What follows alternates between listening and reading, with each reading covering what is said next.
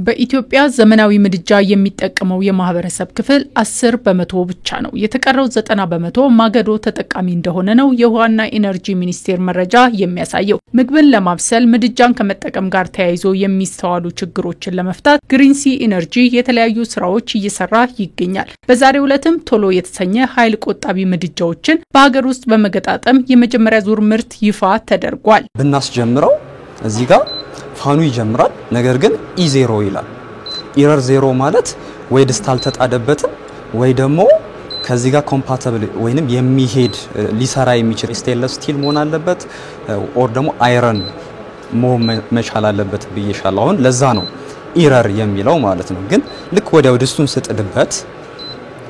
ስጥድበት ይሄ E0 የሚለው ይጠፋና መስራት ይጀምራል ማለት ነው። አሁን በ2000 ዋት ይሄንን ውሃ ለማሞቅ እየሞከረ ነው ማለት ነው።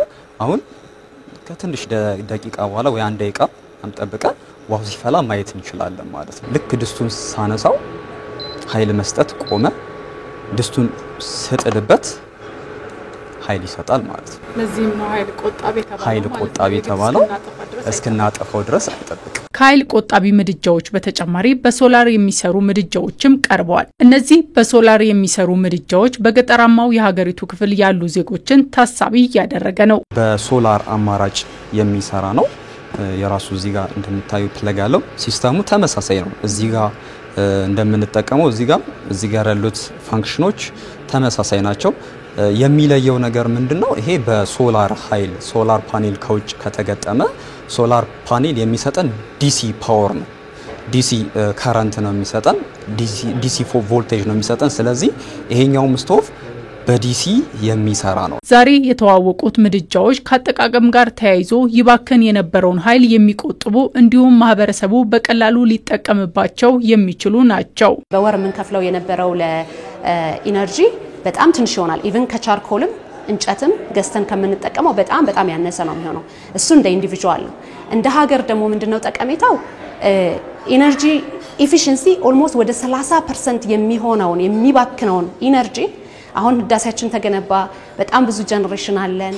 እሱን ግን ኤፊሺየንትሊ እንድንጠቀመው 30%ን መብራት ወዳልደረሰባቸው ሰዎች ማድረግ እንችላለን። ሁላችንም ሰዎች ይሄንን መጠቀም ከቻለን ማለት ነው። ሌላ ጀነሬሽን ሳያስፈልግ ኢንፍራስትራክቸር ብቻ ቢውልድ አድርጎ መንግስት ያደርጋል። ስለዚህ ኢትዮጵያን ኢነርጂ ዩቲሊቲው መብራት ኃይል ማለት ነው ወይም ኢትዮ ኤልፓ በጣም ትልቅ ጠቀሜታ ይኖራቸዋል እንደ ሀገር። የከተማና የገጠሩ የማህበረሰብ ክፍል ንጹህና ዘመናዊ ምድጃዎች ተጠቃሚ እንዲሆን በትኩረት እየተሰራ እንደሚገኝ ያነሳው ደግሞ የውሃና ኢነርጂ ሚኒስቴር ነው። ይፋ የተደረጉት ኃይል ቆጣቢ ምድጃዎች ሚኒስቴር መስሪያ ቤቱ ከታዳሽ ኃይል ጋር ተያይዞ ለሚሰራው ስራ አጋዥ እንደሚሆንም ታምኖበታል። ዛሬ ያየነው ነገር ኢነርጂ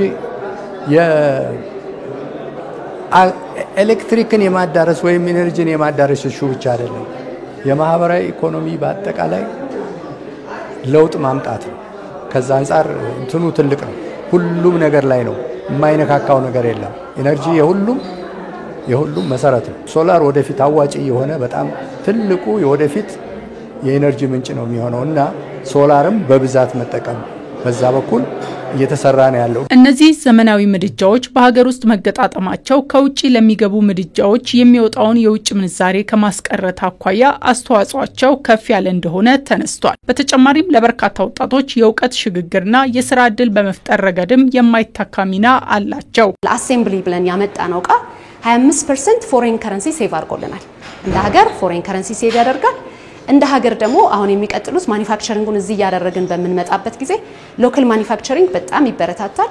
ለሎካል ወጣቶች አሁን ላይ የፈጠርነው እስከ 20 ስራ አለ 200 በቀን የምናመርትበት ማለት ነው። ለ1.8 ሚሊዮን ፕሮዳክሽን ሲኖረን እስከ 5000 ወጣት ስራ የመፍጠር ፖቴንሻል አለው ማለት ነው። ዶላርን ከማዳን በተጨማሪ ስራ ዕድል ለወጣቱ ብዙ ስራ ከዩኒቨርሲቲው ከቴክኒክና ሙያ ኮሌጅ ከተለያዩ ተቋማት ተመርቀው ስራ ለሌሉ ወጣቶችን የስራ ዕድል ይፈጥራል እና ብዙ ነገር አለ። ከውጭ ምንዛሬው በተጨማሪ ቴክኖሎጂንም ትራንስፈር ያደርጋል።